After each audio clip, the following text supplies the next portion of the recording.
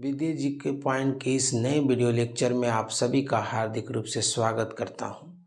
इस video lecture में संविधान में जो राज्य के नीति निर्देशक तत्व दिए हुए हैं, जो कि हमारे संविधान के भाग 4 यानी कि अध्याय 4 में है, चैप्टर 4 में, और अनुच्छेद 36 से लेकर 51 तक दिए हुए हैं, इस पर डिस्कशन होगा।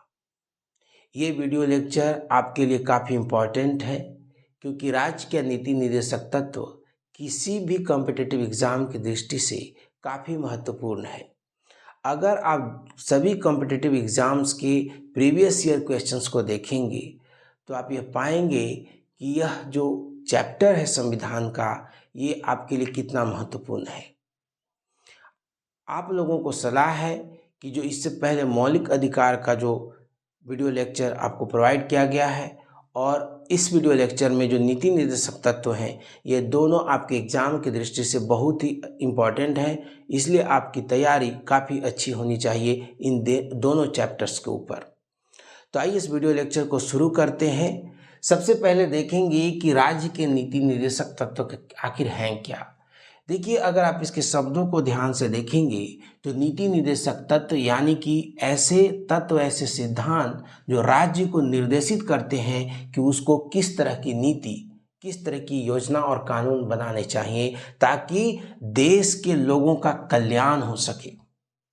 एक विद्वान ग्रेनिल ऑस्टिन ने कहा कि जो भारत के संविधान में नीति निर्देशक तत्व हैं, ये संविधान की मूल आत्मा है।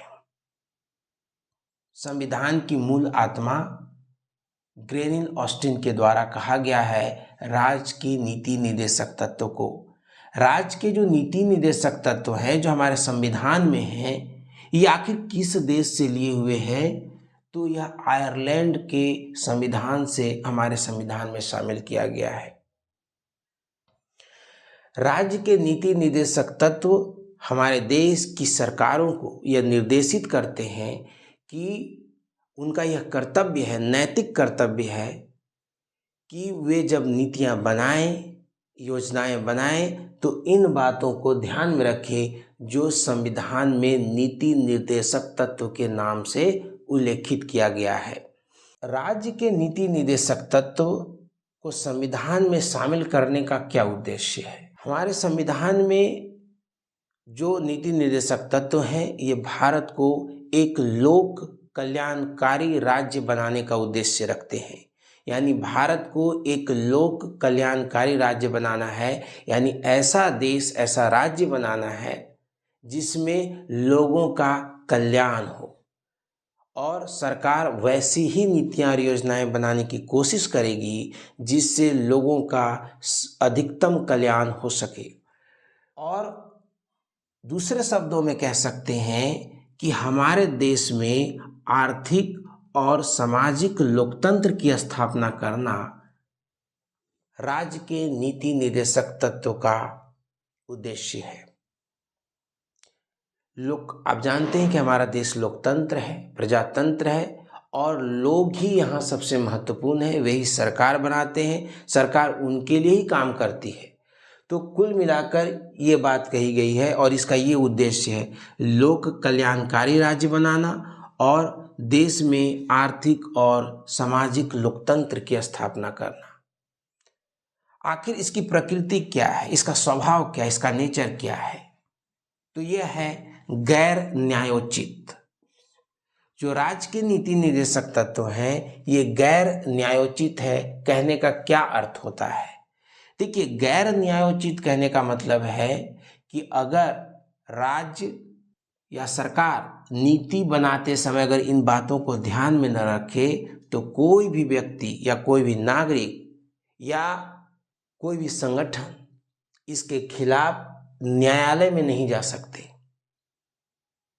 कहने का मतलब कि राज्य के नीति निर्देशक का पालन हो, सरकार इनका पालन करे योजनाओं को बनाते समय, इसके लिए आप न्यायालय नहीं जा सकते, कोर्ट नहीं जा सकते, और न्यायालय ये आदेश नहीं दे सकता कि राज्य के नीति निर्देशक तत्व को पालन होना चाहिए, सरकार इसका पालन करे। ऐसा कोई भी आदेश वो नहीं दे सकता। यानी कि ये सरकार की मर्जी पर निर्भर करता है कि इन बातों को वो माने या न माने, उसकी इच्छा पर है। लेकिन क्योंकि ये संविधान में जो दिए हुए हैं और अनुच्छेद 37 कहता है कि ये जरूर बातों का ध्यान रख, यानी ये राज्य के कर्तव्य हैं, राज्य के कर्तव्य हैं, ये नैतिक कर्तव्य होंगे राज्य के, इन बातों का पालन करना। अब आप जानते हैं कि कोई भी कर्तव्य हो, चाहे आप नागरिक के रूप में कर्तव्य हो या राज्य का जो कर्तव्य है नीति निर्देशक तत्व का पालन करना, ये दोनों कर्तव्य न्यायालय के द्वारा लागू नहीं कराए जा सकते।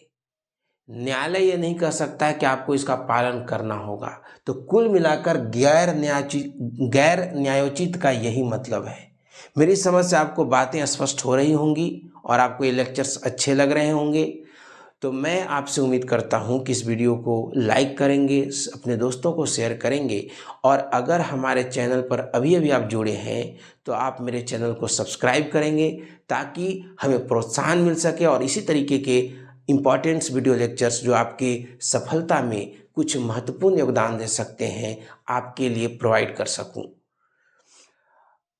अब आइए राज्य के नीति निर्देशक तत्वों के में जो अनुच्छेद दिए हुए हैं उन अनुच्छेदों को एक एक करके देखते हैं।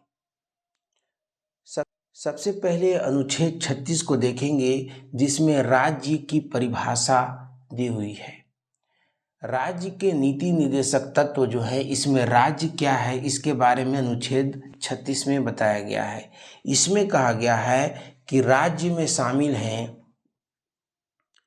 विधायिका, चाहे वो विधानसभा हो राज्यों की या देश की संसद हो, दोनों राज्यों की विधानसभाएं और संसद, कार्यपालिका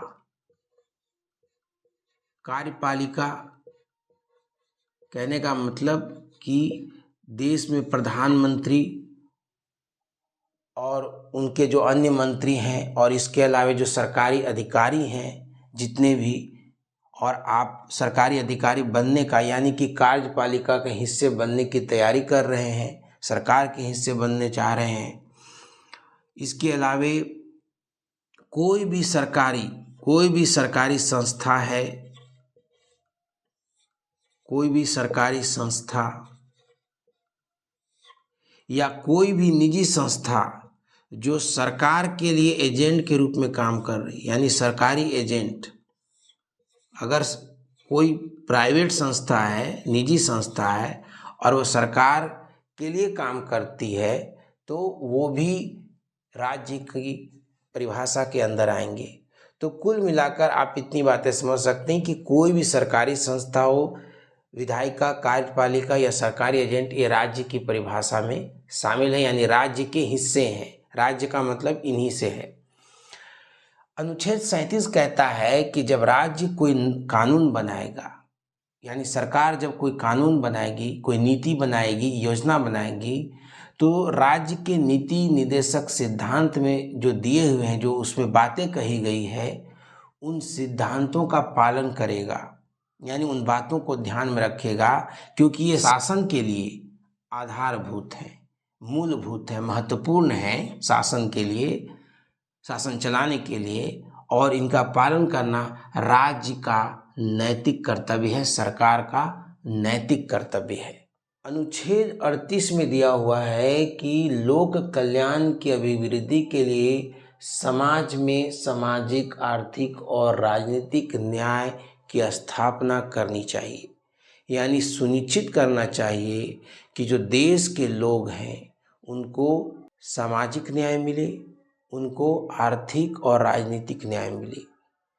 इसके कहने का तात्पर्य ये है कि सरकार की एक कोशिश होनी चाहिए, सरकार को इस तरीके की योजनाएं लेके आनी चाहिए, ऐसे कानून बनाने चाहिए जिससे लोगों को सामाजिक न्याय मिले। सामाजिक न्याय से क्या मतलब है? आप जानते हैं कि हमारे देश में जाति व्यवस्था थी और अभी भी कुछ रूपों में, कुछ दूसरे तरह से अभी भी मौजूद है। हालांकि बहुत ही ज़्यादा सुधार हो चुका है और यह सराहनीय है, प्रशंसा का पात्र है और इस पर लगातार प्रयास जारी है सरकार के द्वारा, सामाजिक संगठनों के द्वारा।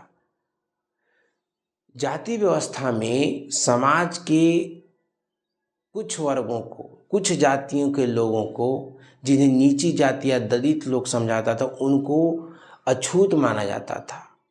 वे मंदिर में नहीं जा सकते, वे कुएं से पानी नहीं भर सकते जहाँ पर उच्च वर्ग के लोग पानी भरते हों, वे वैसे स्कूल में वे नहीं जा सकते जहाँ पर उच्च वर्ग के लोगों के बच्चे पढ़ते हों, और इनको जमीन में बैठना था उच्च वर्ग के सामने। तो उनकी सेवा ये करते थे जो समाज के कुछ उच्च वर्ग कहे जाते थे। तो कुल मिलाकर आप देख रहे हैं कि सभी लोगों के साथ समान व्यवहार नहीं हो रहा है। कुछ लोगों को अधिक प्रतिष्ठा मिली हुई है, अधिक सुविधाएं मिली हुई हैं, अधिक शक्तियां उनके पास। जो उच्च वर्ग थे उनके पास धन भी ज़्यादा थे, वो आर्थिक रूप से सशक्त थे। उनके पास जो जमींदार थे उनके पास बहुत सारे ज़मीनें थी। तो इससे क्या हुआ कि जो दलित है उनके पास आर्थिक रूप से वे बहुत ही हीन थे। वे उच्च वर्ग के यहाँ काम करते थे और उससे उनकी जो है जिंदगी चलती थी। तो कुल मिलाकर आप देख रहे हैं कि समाज में एक तरीके की असमानता है, आय एक जैसे नहीं है, उनकी प्रतिष्ठा अलग है, उनकी सुविधाएं। तो ये सामाजिक अन्याय है। अगर आप इसको दूर नहीं करेंगे तब तक सामाजिक न्याय की स्थापना नहीं हो सकती। और आर्थिक न्याय वही बात हो गई कि अगर कुछ वर्गों के पास बहुत ज़्यादा धन है और कुछ के पास खाने के लिए रोटी 2 वक्त की नहीं है, तो कुल मिलाकर आर्थिक रूप से काफ़ी वो हीन हो गए, गरीब हो गए।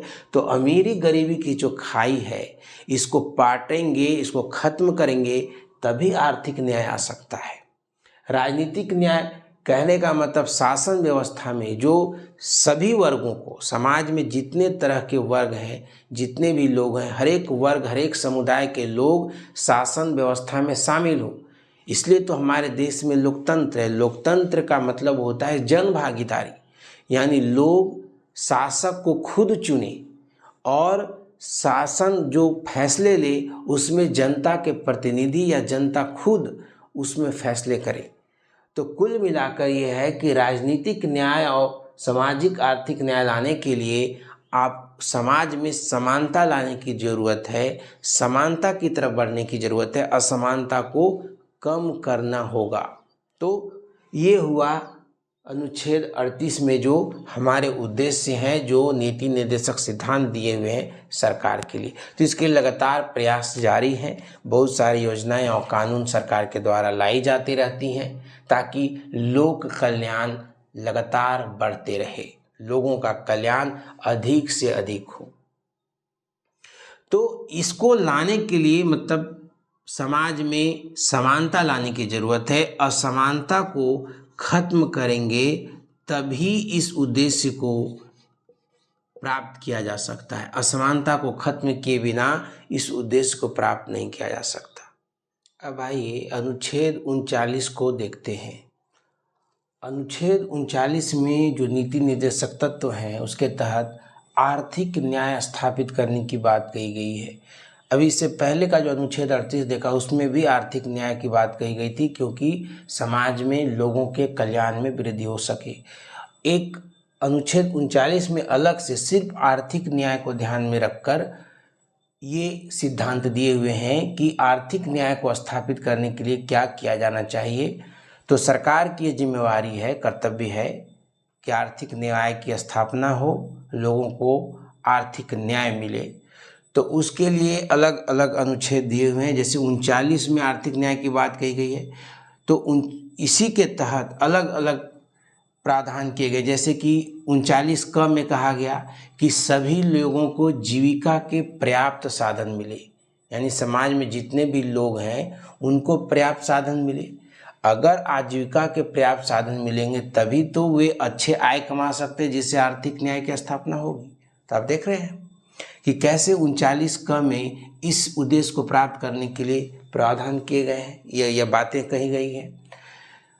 39 ख कहता है कि भौतिक संसाधनों का समान वितरण हो, यानी जो समाज है उसमें जो देश के जो संसाधन है उनका लोगों के बीच समान वितरण होना चाहिए, सभी लोगों को समान रूप से वो मिले, तभी तो लोगों के धन बराबर होंगे, उनकी इनकम बराबर होगी, जिससे कि आर्थिक न्याय स्थापित हो, जिससे कि कुछ लोगों के पास संसाधन न अधिक हो जाए। जैसे कि अभी बहुत सारे रिपोर्ट आते रहते हैं, तो देखेंगे आप कि भारत में 90% लोग जो हैं सिर्फ भारत के 10% धन को रखे हुए हैं और बाकी 1-2% लोग ही पूरे धन पे कब्जा किए हुए 90% धन पे।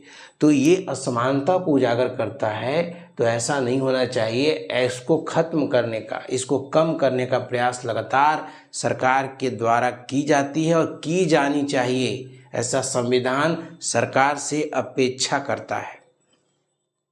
तो भौतिक संसाधनों के समान वितरण की बात 39 ख में कही गई है। 39 ग कहता है कि धन एवं उत्पादन साधनों का संकेंद्रण रोकना, यानी कुछ लोगों के पास धन केंद्रित न हो जाए। जैसा कि रिपोर्ट में आते रहते हैं कि किस तरीके से धन का केंद्रीकरण और बढ़ गया है, खासकर ग्लोबलाइजेशन के बाद, जब वैश्वीकरण और होने के बाद संकेंद्रीकरण और बढ़ता गया, ऐसा रिपोर्ट आते रहते हैं।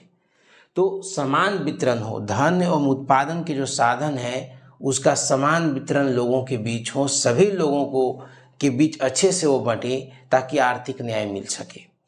पुरुषों और स्त्रियों को समान कार्य के लिए समान वेतन मिले, ऐसा सुनिश्चित किया जाना चाहिए। ऐसा ना हो कि एक ही काम के लिए पुरुष को यानी भाई को अलग वेतन मिल रहा है और वही काम जब उसकी बहन कर रही है तो उसको कम वेतन मिल रहा है। तो एक ही काम है अगर, तो सेम काम के लिए समान कार्य है। अगर एक कार्य है तो चाहे वो पुरुष करे चाहे स्त्री करे, दोनों को समान वेतन मिलना चाहिए, ये 39 घ कहता है। 39 अंग में कहा गया है कि कर्मकारों के स्वास्थ्य और शक्ति तथा बच्चों की अवस्था का दुरुपयोग न हो। कहने का मतलब कि भारत के कोई भी लोग मजबूर होकर या बच्चे मजबूर होकर ऐसे काम न करें जो उनके स्वास्थ्य को खतरा पहुंचाए, जो उनके शक्ति के अनुकूल नहीं, यानी उस काम को करने की शक्ति उनके पास नहीं है। मान लीजिए कोई बूढ़ा व्यक्ति ऐसा काम कर रहा है जो वो नहीं कर सकता। क्यों कर रहा है? विवश होकर कर रहा है, मजबूरी में कर रहा है, क्योंकि उसको आय चाहिए, उसको पैसे चाहिए जीवन जीने के लिए। तो इस तरीके की चीज़ें नहीं होनी चाहिए कि बूढ़े और बच्चे काम करें और ऐसे काम करें जिससे जो उनके स्वास्थ्य के लिए सही नहीं है, उनकी शक्ति के अनुकूल नहीं है, जिसे वो नहीं कर सकते। तो इन बातों को ध्यान रखा गया है 39 अंग में कि कर्मकारों के स्वास्थ्य और शक्ति तथा बच्चों की अवस्था, यानी बच्चों का उनकी जो बाल्य अवस्था है उसका दुरुपयोग न हो, उनको इस तरीके के काम न करने पड़े जिससे उनको खतरा हो, उनके जान को खतरा हो, उनके स्वास्थ्य को खतरा हो, उनके विकास बाधित हो। 39 कहता है कि बच्चों को स्वस्थ विकास के अवसर मिलने चाहिए, यानी इस तरीके की व्यवस्था सरकार को करनी चाहिए जिससे उनका स्वस्थ विकास हो सके, अच्छा विकास हो सके। तो कुल मिलाकर ये बातें अनुच्छेद 39 में कही गई है और इतनी बातें आपको अच्छी तरीके से नोट कर लेनी चाहिए। इसमें शॉर्ट्स में दिए हुए हैं जो इम्पोर्टेंट बात है। अगर आप सिर्फ इन बातों को ध्यान रख लेंगे तो आपके एग्जाम्स में जो ऑप्शंस रहेंगे आप आसानी से टिक कर लेंगे कि कौन से ऑप्शंस में क्या दिए हुए हैं, कौन से अनुच्छेद में क्या दिए हुए हैं। अब आइए देखते हैं अनुच्छेद 40 को। अनुच्छेद 40 में ग्राम पंचायतों के गठन की बात कही गई है, यानी सरकार और राज्य का ये दायित्व है कि गाँव में पंचायतों का गठन हो। अनुच्छेद 41 कहता है कि कुछ दशाओं में कुछ ऐसी परिस्थितियां हो सकती है जिसमें काम, शिक्षा और ऐसी स्थिति हो सकती है जिसमें लोक सहायता पाने का अधिकार हो सकता है। जैसे कि एक बूढ़ा व्यक्ति है तो उसको वृद्धा पेंशन दिया जा रहा है, तो बुढ़ापा एक ऐसी स्थिति है जिसमें सरकार से सहायता पाने की दशा है, एक ऐसी स्थिति है जिसमें उनकी ज़रूरत है कि सरकार उनकी मदद करे। बच्चे हैं, ये ऐसी अवस्था है जिसमें उनको ज़रूरत पड़ती है या किसी को बीमारी हो जाए तो उस स्थिति में सरकारी सहायता मिले, सामाजिक सहायता मिले, लोक सहायता मिले, ऐसा उनके पाने का अधिकार है।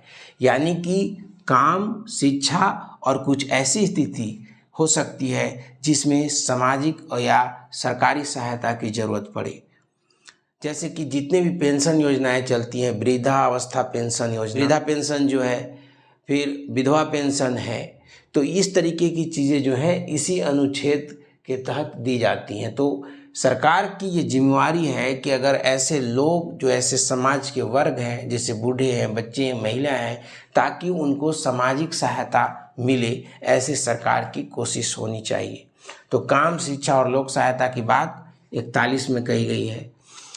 अनुच्छेद 42 कहता है कि काम की न्याय संगत और मानवोचित दशा मिले, यानी कि जहाँ जो कार्यस्थल है वहाँ पर जो काम करने वाले लोग हैं उनको स्वस्थ वातावरण मिले, ऐसी वहाँ पर स्थितियाँ होनी चाहिए जो न्याय संगत हो, उनके साथ कोई अन्याय नहीं होना चाहिए और मानव के अनुकूल होने चाहिए।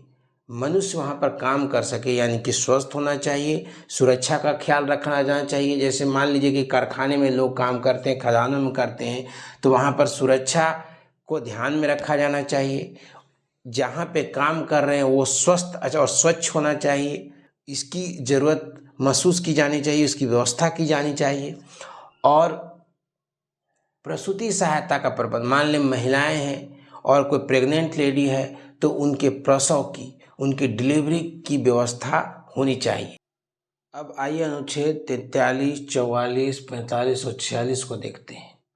अनुच्छेद 43 में कहा गया है कि जो मजदूरी हो वो निर्वाह योग्य हो, मतलब इतनी मजदूरी मिले ताकि जो कर्मचारी है, यानी जो मजदूर हैं, जो काम करने वाले लोग हैं, उनका जीवन का निर्वाह अच्छे तरीके से हो। और घरेलू उद्योग यानी कुटीर उद्योग के प्रोत्साहन की बात भी अनुच्छेद 43 में कही गई है। आप देखते हैं कि बहुत सारे काम होते हैं, जैसे कि कुम्हार जो है वो बर्तन बनाते हैं, तो इस तरीके के जो कुटीर उद्योग है, हस्तशिल्प है, जो हाथों से बहुत सारी चीज़ें बनाते हैं, तो जो घरेलू उद्योग है, जो घर में जो उद्योग परिवार के द्वारा किया जाता है, उसको प्रोत्साहन मिले और जो कर्मचारी है उनको निर्वाह योग्य, ताकि उनका जीवन निर्वाह अच्छे से हो, ऐसी मजदूरी मिले, इसकी बात कही गई है अनुच्छेद 43 में। समान सिविल संहिता की बात कही गई अनुच्छेद 44 में। समान सिविल संहिता का मतलब होता है कि देश में जो परिवार से संबंधित कानून हो वे सभी नागरिकों के लिए समान होने चाहिए, जो फिलहाल भारत में अभी नहीं है। समान सिविल संहिता को लागू करने की बात हमेशा की जाती है। आप सुने होंगे यूनिफॉर्म सिविल कोड, ये वही है। यूनिफॉर्म सिविल कोड यानी कि समान सिविल संहिता जब देश में लागू अगर हो जाए तो सभी के लिए जो पारिवारिक संपत्ति होती है उसके बंटवारे से संबंधित और विवाह संबंधी, तलाक संबंधी और जो परिवार से संबंधित और दूसरे जो रिलेटेड कानून होंगे वो एक समान होंगे। अभी आप देखते हैं कि जो धन का बंटवारा होता है वो हिंदुओं में हिंदू एक्ट के तहत होता है और मुस्लिमों में अपने कानून उनके हैं उसके तहत होता है, ईसाइयों में अलग तरीके से होता है। तो अभी देश में समान सिविल संहिता नहीं है और इसकी मांग हमेशा की जा रही है। अनुच्छेद 45 में कहा गया है कि जो बच्चे हैं उनको 14 वर्ष की उम्र तक, जब तक कि वो 14 वर्ष की आयु पूरी नहीं कर लेते हैं तब तक उनको निःशुल्क शिक्षा मिलनी चाहिए। आप जानते हैं कि 6 से 14 वर्ष के बच्चों को निःशुल्क और अनिवार्य शिक्षा पाने का मौलिक अधिकार अनुच्छेद 21 क में दिया हुआ है, जिसकी चर्चा हमने मौलिक अधिकार वाले वीडियो लेक्चर्स में किया है। तो 14 वर्ष की तो नीति निर्देशक तत्व में ये दिया हुआ था और देखिए कि संविधान संशोधन के द्वारा संविधान में इसको मौलिक अधिकार के रूप में कन्वर्ट किया जा चुका है। तो सरकार ने देखिए इसके लिए प्रयास किया, तो यही नीति निर्देशक तत्व के तहत सरकार से अपेक्षा की गई है। अनुसूचित जाति, जनजाति और कमजोर वर्ग की शिक्षा और आर्थिक वृद्धि की हमेशा कोशिश होनी चाहिए सरकार के द्वारा। आप देखते हैं कि अनुसूचित जाति को सरकारी स्कूल हों या सरकारी सहायता प्राप्त स्कूल, यहाँ तक कि निजी स्कूलों में भी समाज के जो कमज़ोर वर्ग हैं या जो बच्चे हैं, महिलाएं हैं, अनुसूचित जनजाति या जनजाति के लोग हैं, इनकी शिक्षा के लिए स्कूलों में जो मार्क्स होते हैं या फीस है उसमें छूट दी जाती है। आर्थिक वृद्धि के लिए इनको आरक्षण दिया गया है, सरकारी नौकरियों में आरक्षण दिया जाता है, अनुसूचित जाति जनजाति और ओबीसी वर्ग को दिया हुआ है। तो देख रहे हैं कि सरकार के प्रयास हैं, इस उद्देश्य को दिया हुआ है कि भाई सरकार इस चीज़ को ध्यान में रखे। तो इसके लिए सरकार देखिए आरक्षण की व्यवस्था है, दूसरे तरीके की योजनाएं हैं, स्कूलों में छूट और कॉलेजों में विश्वविद्यालय में इनको प्रवेश में छूट दी जाती है, चाहे वो फीस का मामला हो चाहे उनके कटऑफ्स का मामला हो। तो ये सरकार के लगातार प्रयास हैं। तो अनुच्छेद 46 में ऐसा कहा गया है। अब आइए अनुच्छेद 47 से लेकर 51 तक देखते हैं। देखिए अनुच्छेद 47 में कहा गया है कि सरकार का ये प्रयास होना चाहिए कि पोषण सभी को मिले, उनका पोषण में वृद्धि हो, लोगों के पोषण में वृद्धि हो, उनका जीवन स्तर ऊंचा हो, इसका लगातार प्रयास होना चाहिए। और लोगों के स्वास्थ्य में वृद्धि करने का प्रयास करना चाहिए, उसमें सुधार करने का प्रयास करना चाहिए। इसीलिए सरकार से उम्मीद की जाती है कि लोग नशीले पदार्थों का सेवन न करें, मदिरा का सेवन न करें। तो सरकार की जिम्मेवारी है कि इस तरीके की कोशिश, इस तरीके की योजनाएं लाएं जिससे लोगों के पोषण में वृद्धि हो। तो आप इसमें शामिल कर सकते हैं कि जो मिड डे मील योजना है जिससे बच्चों को भोजन प्रोवाइड किया जाता है, तो सरकार ने एक प्रयास किया है, लोगों को सार्वजनिक वितरण प्रणाली के द्वारा भी लोगों को राशन दिया जाता है। तो पोषण में वृद्धि करने का प्रयास किया जा रहा है। इसी तरीके से जो रोजगार संबंधी योजनाएं आती हैं या लोगों को आर्थिक सहायता दी जाती है, सब्सिडी दी जाती है, तो जीवन स्तर को कैसे ऊंचा किया जाए। जैसे कि आप देखिए कि अभी गैस सिलेंडर लोगों को दिए जा रहे हैं, तो महिलाओं का स्वास्थ्य इससे बेहतर होगा, उनका जीवन स्तर ऊंचा होगा, क्योंकि अभी तक वे लकड़ियों पे खाना बनाते थे। तो इस तरीके से लगातार ये सरकार के प्रयास होने चाहिए। अनुच्छेद 48 में कहा गया है कि कृषि एवं पशुपालन का संगठन होना चाहिए, यानी कि कृषि एवं पशुपालन को बढ़ावा देने का प्रयास सरकार का कर्तव्य है। इसलिए कृषि और पशुपालन को बढ़ावा देना चाहिए, क्योंकि हमारे देश में अधिकतर लोग ग्रामीण क्षेत्र में रहते हैं, उनकी आजीविका के काफ़ी महत्वपूर्ण साधन है। तो इसीलिए इसके प्रयास लगातार जारी रहने चाहिए। पर्यावरण संरक्षण का प्रयास होना चाहिए, अनुच्छेद 48 क में कहा गया है। और वन और जो वनों में रहने वाले जीव हैं उनकी रक्षा की जानी चाहिए। तो हमेशा ये सरकार का प्रयास होगा कि पर्यावरण संरक्षण संबंधी योजनाएं, कानून लेके आए, वन और वन्य जीवों की रक्षा होनी चाहिए। इसलिए देखिए कि हमारे देश में नेशनल पार्क, राष्ट्रीय उद्यान की स्थापना की गई है, वन्य जीव अभयारण्य बनाए गए हैं, लगातार पर्यावरण की रक्षा करने की बात की जाती है। इसके लिए एक ट्रिब्यूनल भी, एक न्यायिक अधिकरण भी बनाया गया है एनजीटी के नाम से, जो पर्यावरण से संबंधित मामलों को देखती है, उस पर निर्णय देती है कि कोई योजना या विकास संबंधी जो कार्य हो रहे हैं उससे पर्यावरण को कितना नुकसान हो रहा है। तो अभी देखिए कि लगातार ये कोशिश होती है कि विकास ऐसा होना चाहिए जिससे विकास भी हो और पर्यावरण की भी रक्षा हो। तो लगातार इसके प्रयास किए जाने चाहिए। इसके अलावा राष्ट्रीय स्मारकों, स्थानों, वस्तुओं का संरक्षण होना चाहिए। जो हमारे राष्ट्रीय महत्व के जो स्मारक हैं, ऐतिहासिक स्मारक है या स्थान है या वस्तुएं हैं, उनके संरक्षण का प्रयास होना चाहिए। ये अनुच्छेद 49 में कहा हुआ है। अनुच्छेद 50 में कहा गया है कि कार्यपालिका और न्यायपालिका की जो कार्य क्षेत्र होने चाहिए वो अलग होने चाहिए, उनके काम अलग होने चाहिए, एक दूसरे की दखल अंदाजी नहीं होनी चाहिए। कहने का मतलब कि कार्यपालिका का काम है लोगों को प्रशासन उपलब्ध कराना और न्यायपालिका का काम है न्याय करना, ये देखना कि कार्यपालिका कहीं अपने संवैधानिक कर्तव्यों को तो नहीं भूल गई है। तो लगातार ये कोशिश होनी चाहिए। तो कार्यपालिका और न्यायपालिका के कार्य क्षेत्र अलग हैं, उनके पृथक हैं। इसकी बात अनुच्छेद 50 में कही गई है, यानी कि सरकार ऐसा प्रयास करेगी कि कार्यपालिका न्यायपालिका के काम में दखल अंदाजी न करे, तो न्यायपालिका की स्वतंत्रता बनी रहे और कार्यपालिका भी अपने कार्य क्षेत्र को करे, लेकिन इस पर एक दूसरे पे एक नियंत्रण, चेक एंड बैलेंस वाली होनी चाहिए। न्यायपालिका कार्यपालिका को गलत कामों को करने से, संवैधानिक दृष्टि से गलत काम करने से उसको रोक सके, इस तरीके की बातें, इस तरीके के प्रयास होते रहने चाहिए। और अनुच्छेद 51 में कहा गया है कि अंतर्राष्ट्रीय शांति एवं सुरक्षा का प्रयास राज्य का, सरकार का नैतिक कर्तव्य है। इस तरीके की कोशिश होनी चाहिए। देखिए, अभी विश्व में इजराइल और लेबनान और ईरान का युद्ध चल रहा है, उधर रूस यूक्रेन का चल रहा है। तो इसमें एक्सपेक्ट किया गया है, ये अपेक्षा की गई है कि सरकार जो है, भारत सरकार शांति, विश्व में शांति लाने का प्रयास करेगी, उसमें योगदान देगी। याद रखिएगा कि जितनी भी ये बातें आपने अभी देखी, ये आपको अच्छी तरीके से पता होने चाहिए। और याद रखिएगा कि ये कर्तव्य हैं, ये अधिकार नहीं है। इसके लिए आप न्यायालय में नहीं जा सकते।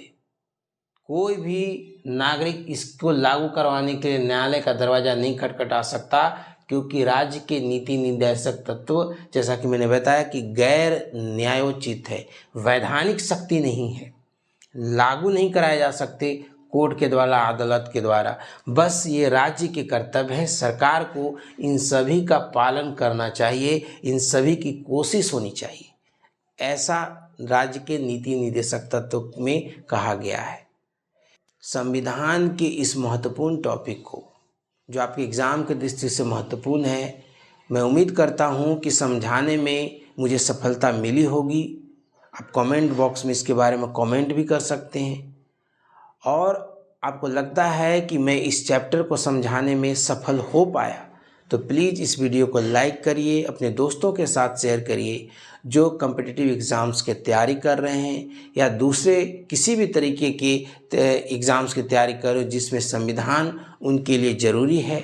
इन बातों को जानना ज़रूरी है, तो ज़रूर शेयर करिएगा। और अगर हमारे चैनल को अभी तक सब्सक्राइब नहीं किया है तो ज़रूर सब्सक्राइब कर लीजिएगा। मिलते हैं एक नए वीडियो लेक्चर में, तब तक के लिए अलविदा। आप सभी को धन्यवाद। जय हिंद, जय भारत।